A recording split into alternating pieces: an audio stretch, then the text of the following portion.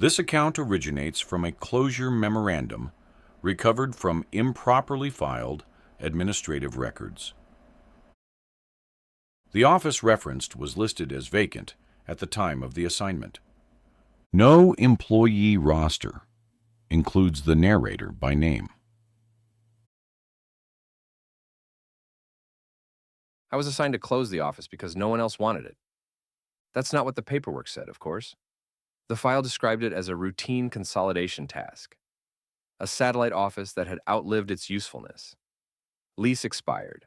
Operations wound down quietly. My role was to confirm the space was empty, inventory any remaining materials, and seal the location for record.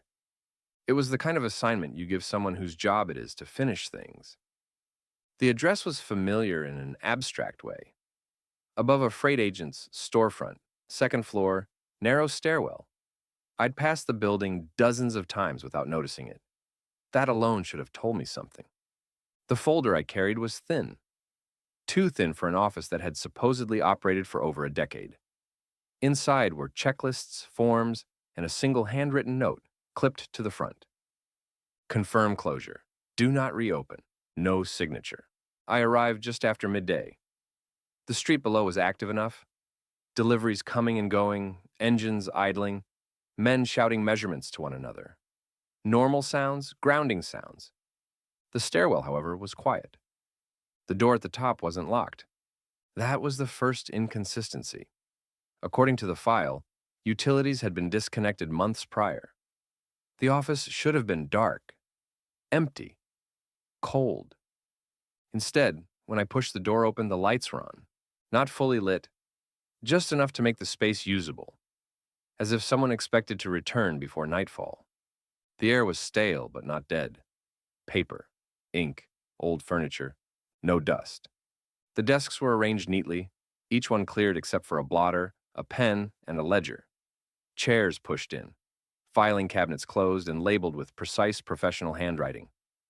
There were no personal items, no coats on hooks, no cups left behind, no photographs or calendars with sentimental markings, just work. I stood in the doorway longer than necessary, listening. The building responded the way occupied buildings do. Pipes adjusting, wood shifting subtly, not from temperature, but from use. I checked the breaker panel. Everything was live. That was when I saw the wall calendar. It wasn't set to the current month, or even the correct year. Someone had turned it forward, skipping entire seasons, and stopped on a single page. One day had been marked with a clean slash, not circled, not annotated, just crossed. I assumed it indicated a delivery date. The main ledger sat on the front desk, open to its last entry. Route number filled in. Departure time recorded. Cargo description left blank. The signature line at the bottom waited, untouched. It didn't look abandoned. It looked paused. I began my inventory, cabinet by cabinet, shelf by shelf. Each drawer opened smoothly, as if used recently. Inside were folders, sorted by region, then by route. Some were thick with repeated handling. Others contained only a single folded page. Every one of those pages said the same thing. Held, no explanation, no reference code, no follow-up documentation. I logged each instance carefully, though I wasn't sure what category to assign it. Delayed didn't feel accurate. Canceled was wrong. Held suggested intention. Halfway through the room, I found a duplicate cabinet.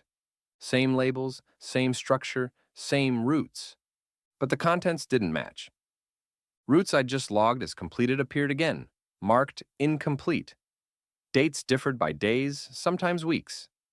In several cases, the same route appeared 3 times, each version diverging slightly near the end. I sat down at the nearest desk to compare them. That's when I noticed my handwriting. One folder bore my notation. Same pressure, same slant. Same way I habitually shortened certain letters. The date written beside it matched a week I remembered clearly. I had been elsewhere that week, assigned to a different project. I could picture the building, the weather, the desk I sat at. I had never been here. I checked my watch. It was running. The clock on the wall was also running, but slower, not stopped. Just unconcerned with keeping pace. From the back room, I heard paper being turned. Slowly, one page at a time. I didn't call out. I waited. Whoever it was moved with familiarity, as if they knew exactly what they were looking for. Eventually, a man stepped into the doorway. He was dressed plainly. Jacket, gloves, no badge, no visible identification. He looked like someone who belonged in administrative spaces, someone who could sit at a desk all day without drawing attention. He glanced at the folder in my hands. "You'll want to leave that," he said. His voice wasn't threatening. It wasn't curious either. It sounded like instruction. I asked him who he was. "I don't work here anymore," he said, which felt deliberately imprecise. I told him the office was closed. He nodded. "That's what we were told." I asked how long he'd been inside, and he thought about it. Longer than expected. He took the folder from me gently and returned it to the cabinet, slid it back into place with care, aligning it perfectly with the others. "Some routes don't like being finished," he said. "They remain available." I asked him if Arthur Marlow had been stationed here. He didn't answer directly. "He passed through," the man said, "left instructions." The wall clock stopped. Not abruptly. It simply reached a moment and declined to continue. The man looked up at it, then back at me. "You should go," he said. "The building remembers who stays." I didn't argue. When I reached the door, I turned back. The desks were no longer neat. Chairs had been pulled out, papers stacked in preparation for removal.